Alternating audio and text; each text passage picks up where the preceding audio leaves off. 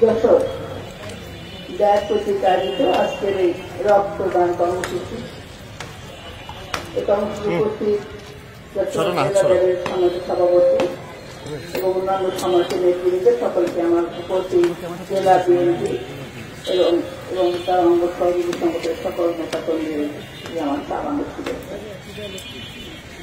একটি বছর আমরা পার করেছি স্বৈরাচারী ফ্যাসিস্ট শেখ হাসিনার সরকারকে বিস্তারিত করবার পর।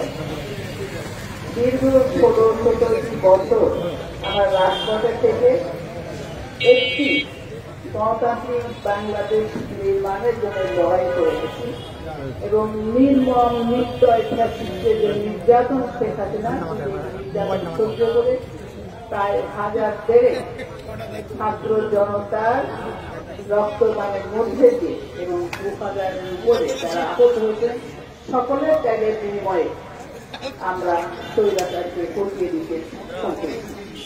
শেখ হাসিনা পালিয়েছে দেশ ছেড়ে এবং তার অন্যান্য বড় বড় নেতারাও তারা পালিয়ে গেছে, যাদের সমস্ত শক্তি পাবেন।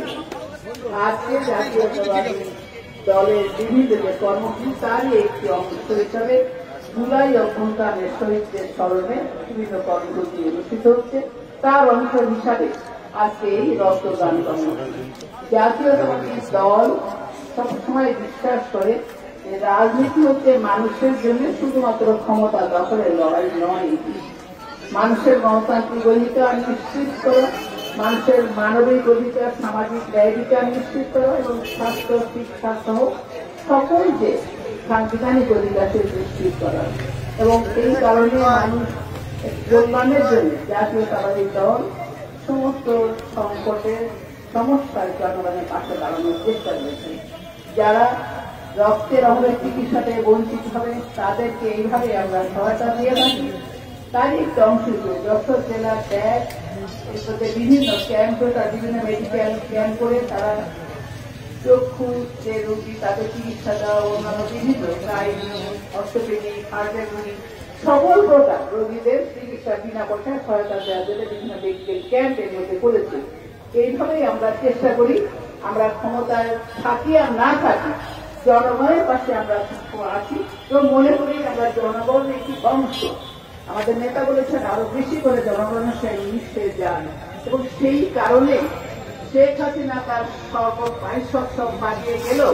18 বছর আমরা এই মাটিতেই আছি, আমরা পালাইনি, আমাদের কোন নেতা করি পালাইনি। শত নির্যাতন নিষ্পেষণের মধ্যেও আমরা এখানে রয়ে গেছি। আমাদের নেত্রী খালেদা জিয়া মৃত্যুর মুখে চলেছেন, তবু তিনি পালিয়ে যান।